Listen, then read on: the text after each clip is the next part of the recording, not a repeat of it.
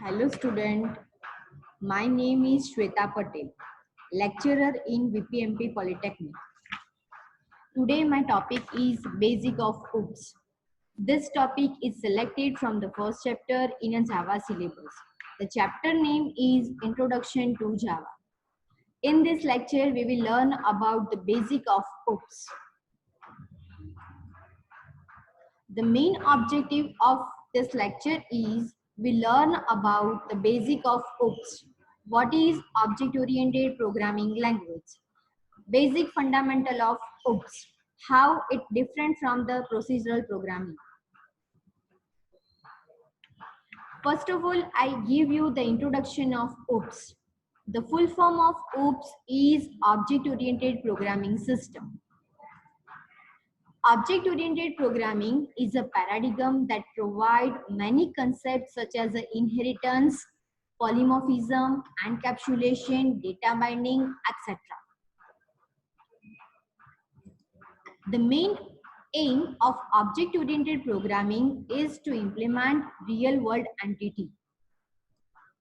The popular object-oriented languages are Java, C#, PHP, Python, C++, etc.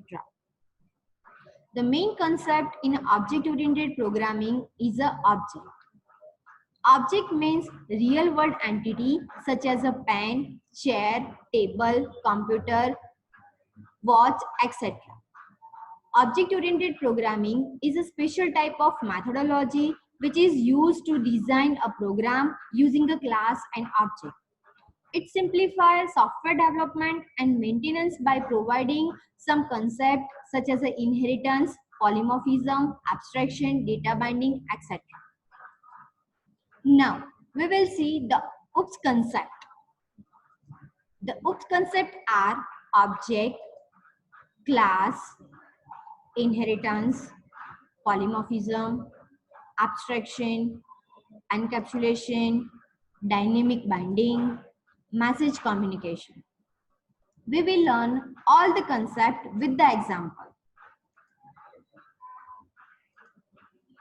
This figure show you how to use the concept of OOPS in fundamentally.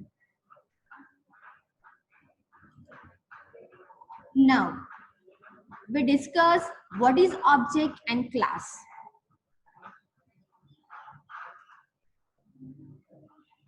Class and object are the two main features of object-oriented programming.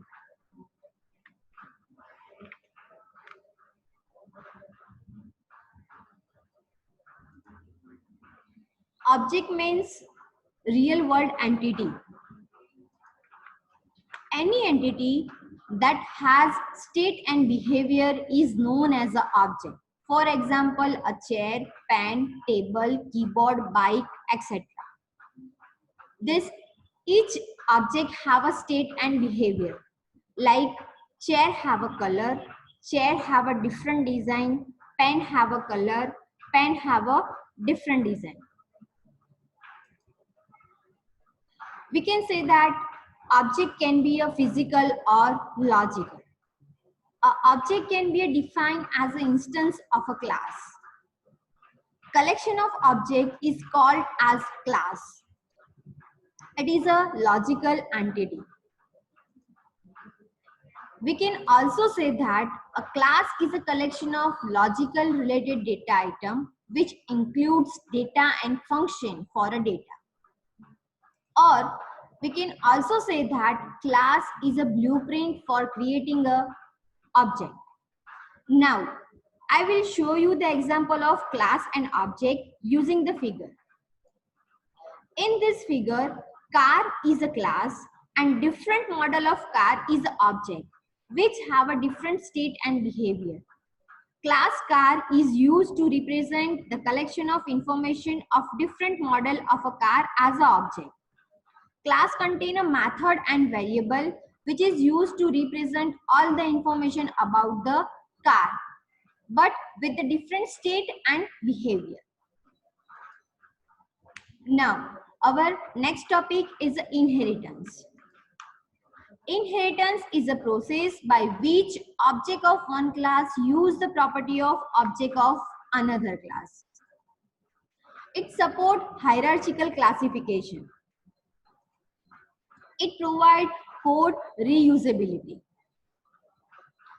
It is used to achieve runtime polymorphism. You are the best example of inheritance. Child use the property of parents and child can access the property of parents. So we are the best example of inheritance. Inheritance have a lot of things like types of inheritance. So we will discuss this topic in a later on. This topic is covered in a unit 4. Now, polymorphism. If one task is performed in a different way, it is known as a polymorphism. That means polymorphism means many forms and it occurs when we have a many classes that are related to each other by inheritance. For example, to convey the customer differently, to draw something differently. For example, shape. So we can draw a shape in a different way. Like we can draw a triangle, we can draw a rectangle, we can draw a square, we can draw a circle.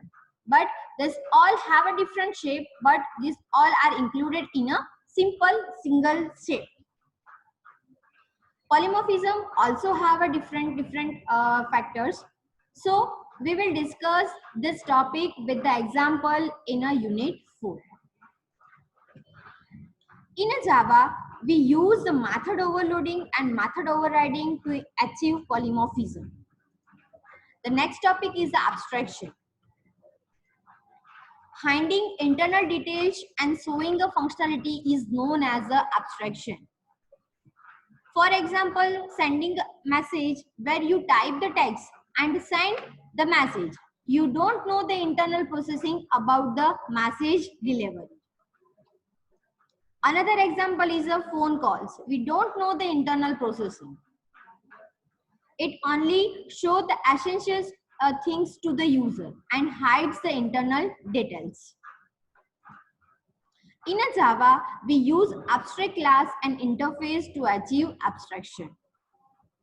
Now, our next topic is encapsulation.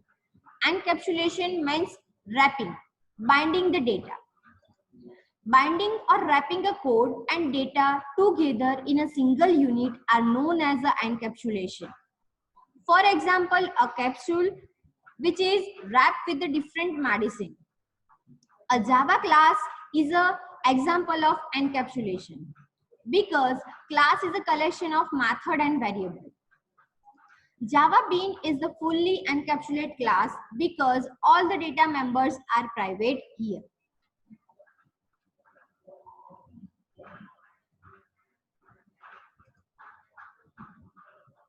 The next topic is dynamic binding. Connecting a method call to a method body is known as a binding. There are two types of binding, static binding and dynamic binding. Binding refer to the linking of procedure call to the code to be executed in a response to call. Dynamic binding means code associated with the given procedure call is not known until the time or call at a time. Static binding done at a compile time, while dynamic binding run at a runtime. It is associated with the polymorphism and inheritance. The next topic is a message communication. Message communication means object-oriented program consists of a set of objects communicate with one another by sending and receiving the information. Our next topic is difference between POP and OOP. The full form of POP is procedure-oriented programming and the full form of OOP is object-oriented programming. The best example of POP is a C language and the best example of OOP is a C++ and Java. Now we will discuss the difference between POP and OOP. Procedure-oriented programming and object-oriented programming. Program is divided into a small part called function in a POP. Program is divided into a part is called a object in a OOP.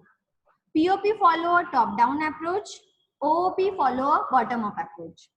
POP does not have any access specifier, while OOP have access specifier like public, private, protected, etc. POP does not support method overloading, while OOP support method overloading.